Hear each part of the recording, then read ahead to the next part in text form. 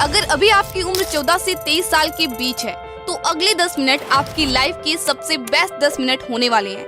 आज मैं आपको कोई मोटिवेशन देने नहीं आई हूँ, बल्कि आपकी बड़ी बहन बनके आपको समझाने आई हूँ।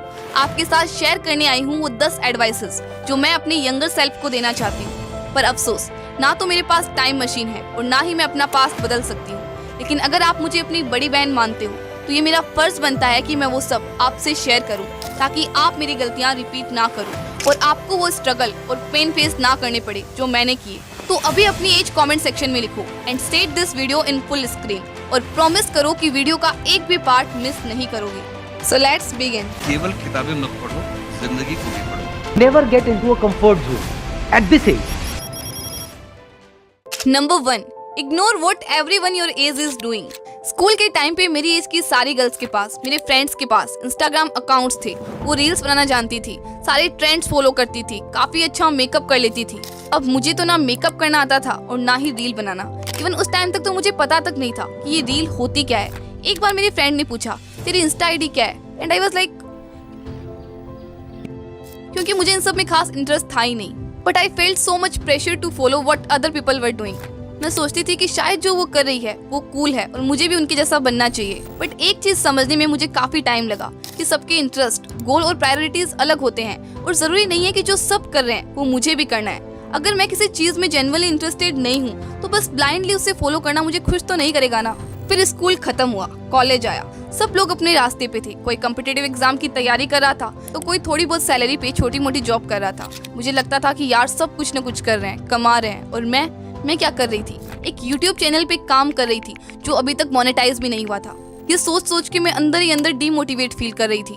फिर भी 1.5 से 2 साल तक मैंने काम किया बिना किसी रिजल्ट के। बहुत प्रॉब्लम आई, बहुत स्ट्रगल किया, बहुत बार लगा कि छोड़ो सब, वही करो जो बाकी सब कर रहे हैं। पर दिल के एक कोने में फेथ था कि मैं कर सकती हूँ। And I still continue to make videos because you know what, अगर आप किसी चीज पर सच में बिलीव करते हो and if you give your blood, sweat and tears, the world will always support you. और यही हुआ।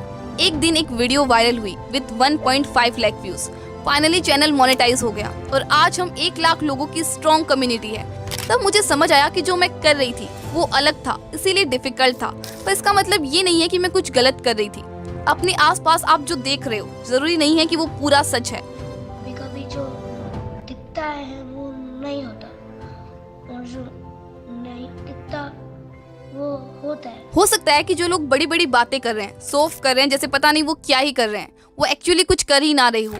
सो here's my first advice for you, don't compare yourself with anyone in this world. If you do so you are insulting yourself. So आप अपने current feelings को document करो, चाहे diary लिखो या वीडियोस बनाओ। 2-3 साल बाद जब आप उन्हें देखोगे तो खुद पे हंसोगे कि मैं इस बात के लिए टेंशन ले रही थी, और आप उससे कहीं आगे निकल चुके होंगे। नंबर 2, स्टार्ट मास्टरिंग ए वैल्यूएबल स्किल।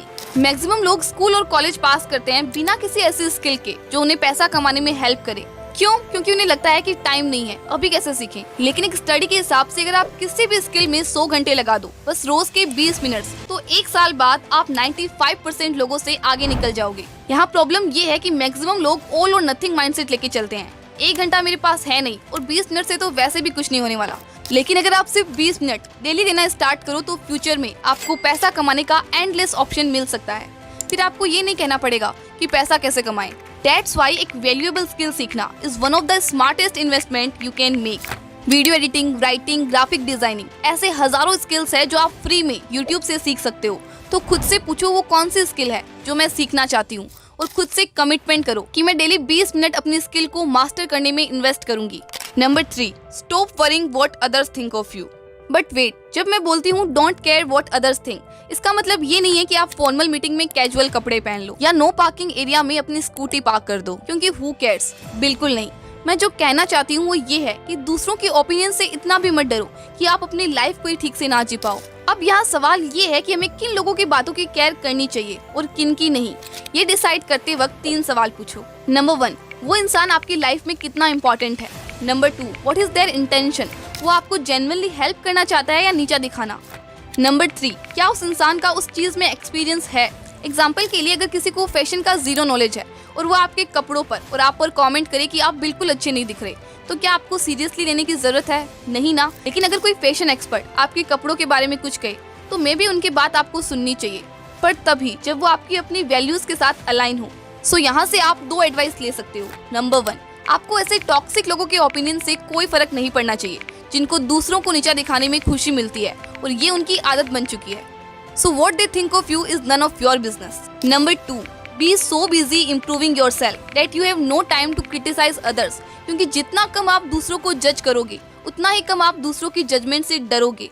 आप बस अपने इंटेंशंस को प्योर रखो। Number 4, present yourself confidently. Pooja और नेहा दोनों एक ही क्लास में थी। पूजा एक टॉपर थी, हमेशा फर्स्ट आती थी, बट जब भी स्टेज पे बोलने या लोगों से बात करने का मौका मिलता था वो हमेशा पीछे हट जाती थी। दूसरी तरफ नेहा एक एवरेज स्टूडेंट थी, मार्क्स ठीक ठाक आते थे, लेकिन उसमें एक चीज अलग थी, वो अपने डर को फेस करती थी। वो अपने आप को पुश करके स्टेज पे जाती थी, इवेंट्स में पार्टिसिपेट करती थी। फिर दोनों सेम कॉलेज में गए। पूजा अपने कंफर्ट जोन से कभी बाहर नहीं निकली, ना कोई नए फ्रेंड्स बनाए, कि नेहा ने अपने डर के बावजूद नए लोगों से दोस्ती की और कॉन्फिडेंट बनती गई। फिर जॉब का टाइम आया। पूजा को तो उसकी एकेडमिक्स की वजह से हाई पोस्ट मिल गई, पर नेहा को उससे थोड़ी लोअर पोस्ट मिली। लेकिन जहां पूजा लोगों से बात करते हुए हिचकिचाती थी, वहीं नेहा कॉन्फिडेंटली मीटिंग्स में अपने आइडियाज रखती थी, जिससे टाइम के साथ साथ नेहा तो प्रमोशंस पे प्रमोशंस लेती गई, बट पूजा पीछे रह गई।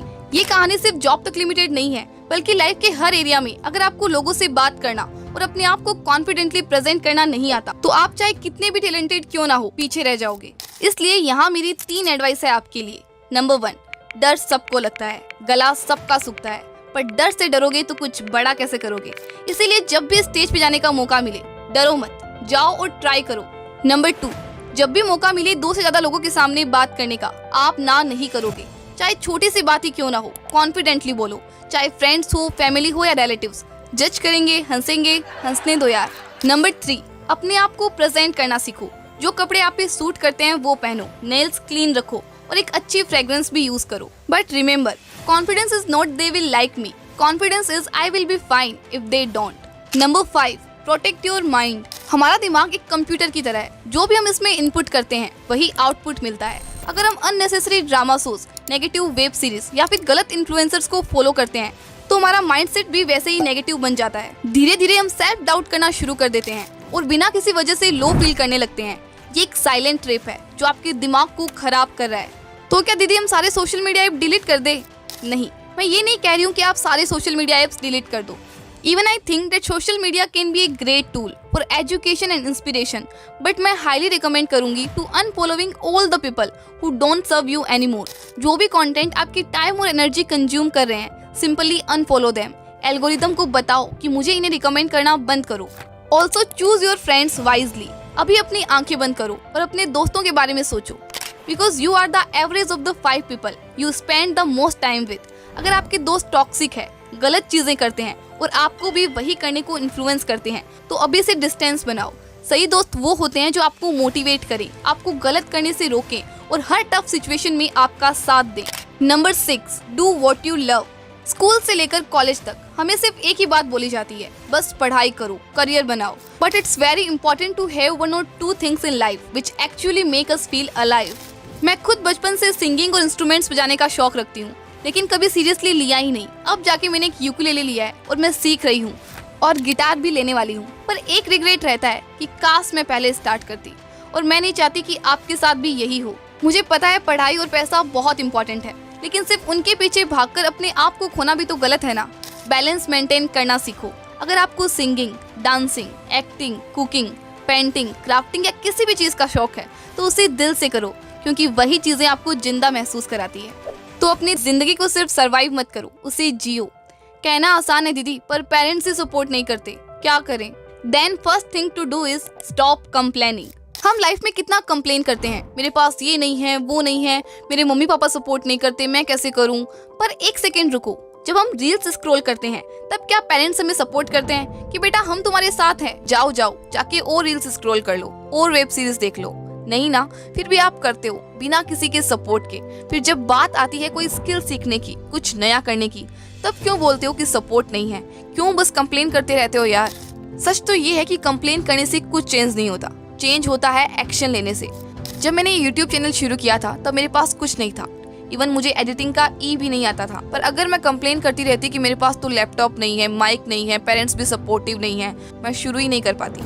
सो आज से ही अपनी इस कंप्लेन करने की आदत को छोड़ दो, because complaining doesn't solve problems, it attracts them. Number 7, prioritise your health. Suppose आपके पास सब कुछ है, बड़ा घर, बड़ी कार और बहुत सारा पैसा, लेकिन आप हेल्दी नहीं हो, आपको बैक पेन है, आप डिप्रेस्ड हो, या फिर आपकी खुद की बॉडी ही आपका साथ नहीं दे रही है, तो क्या आप इसे सक्सेस कहोगे? मेरी नजर में तो बिल्कुल नहीं। जैसे कहावत है ना, पहला सुख निरोगी काया, मतलब सबसे पहला सुख एक हेल्दी बॉडी है। मैं जब स्कूल में थी तो अक्सर अपने रूम में बेड पे लेट कर पढ़ाई करती थी और विंडोज वगैरह बंद रहती थी। उस टाइम पापा आके बोलते, अगर पूरा दिन ऐसे बंद रहेगी तो कमजोर होती जाएगी। इवन आज भी अगर मैं विंडोज बंद करके बैठती हूँ तो वो आके खोल देते हैं और बोलते हैं कि तू कभी नहीं समझेगी। लेकिन अब मैं समझ गई हूँ कि उनका कहना बिल्कुल सही है।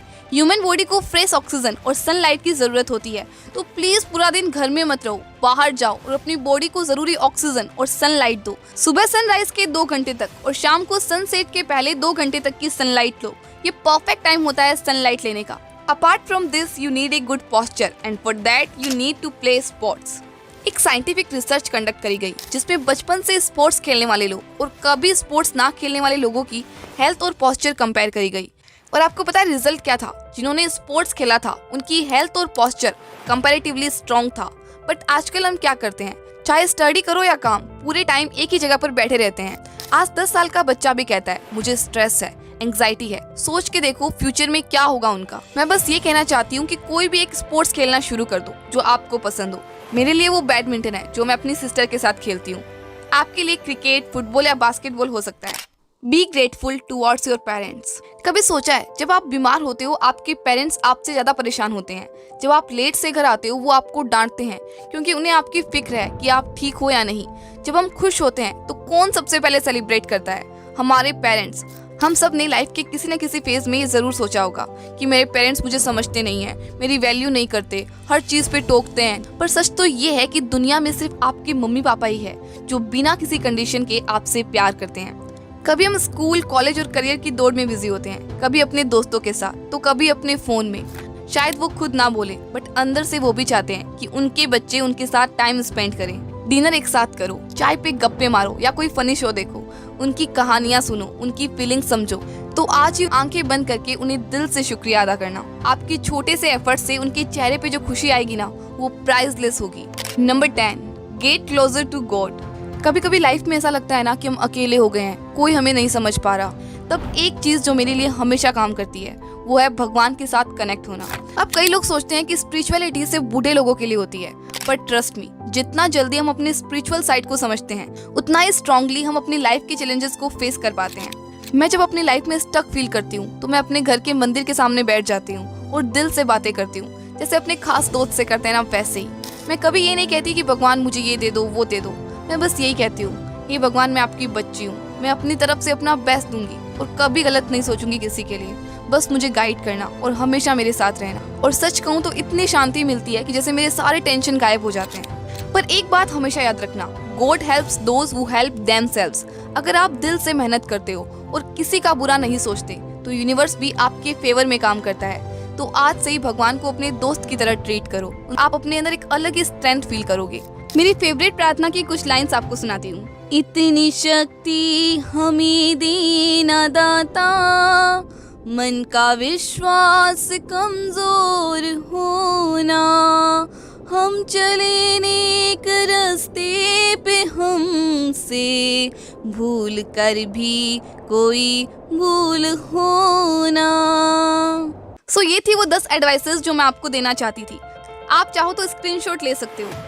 तो ये वीडियो कैसा लगा मुझे कमेंट में जरूर बताना। और हाँ, चैनल को सब्सक्राइब करो ना करो आपकी मर्जी है, लेकिन अपने किसी एक दोस्त के साथ इसे शेयर जरूर करना। बाय।